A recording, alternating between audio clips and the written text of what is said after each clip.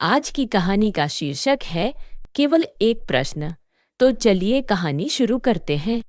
एक दूर के राज्य में बीरबल की अद्भुत बुद्धिमत्ता और ज्ञान की कहानियां दूर दूर तक फैल गईं। एक दिन दूर देश से एक विद्वान बीरबल की बुद्धि को चुनौती देने के इरादे से राजा अकबर के दरबार में पहुंचे। अपनी बुद्धि पर भरोसा रखते हुए विद्वान ने राजा को दावा किया कि बीरबल भी उसके सवालों का जवाब देने में असमर्थ होगा। विद्वान के साहसिक दावे से प्रभावित होकर राजा अकबर ने बीरबल को दरबार में बुलाया और विद्वान द्वारा प्रस्तुत चुनौती को दोहराया। बिना किसी हिचकिचाहट के बीरबल ने चुनौती स्वीकार कर ली और अपनी बुद्धि की परीक्षा लेने के लिए तैयार हो गए। अपनी श्रेष्ठता साबित करने के लिए उत्सुक विद्वान ने बीरबल के सामने एक विकल्प रखा।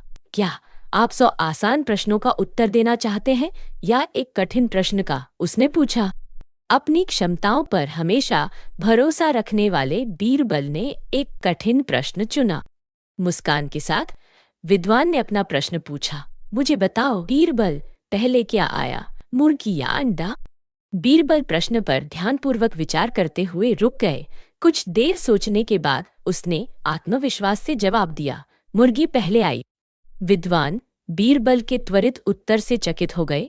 उन्होंने उपहास किया और सवाल किया, आप इतने यकीन के साथ कैसे कह सकते हैं? विद्वान के संदेह से प्रभावित हुए बिना बीरबल ने शांति से उत्तर दिया, मैं केवल एक प्रश्न का उत्तर देने के लिए सहमत हुआ था और मैंने अपना वादा पूरा कर दिया है, इसलिए मुझे आगे उत्तर देने की कोई आवश्यकता नहीं है। यह महसूस करते हुए कि बीरबल ने अपनी चतुर प्रतिक्रिया से उन्हें मात दे दी है, विद्वान को शर्मिंदगी का एहसास हुआ। बीरबल की त्वरित सोच और दिमाग की उपस्थिति से प्रभावित होकर वह भारी मन से दरबार से चले गए। तो दोस्तों, इस कहानी से हमें ये सीख मिली कि त्वरित सोच और दिमाग की उपस्थिति सबसे कठिन चुनौतियों और पहेलियों पर भी काबू पाने में मदद कर सकती है।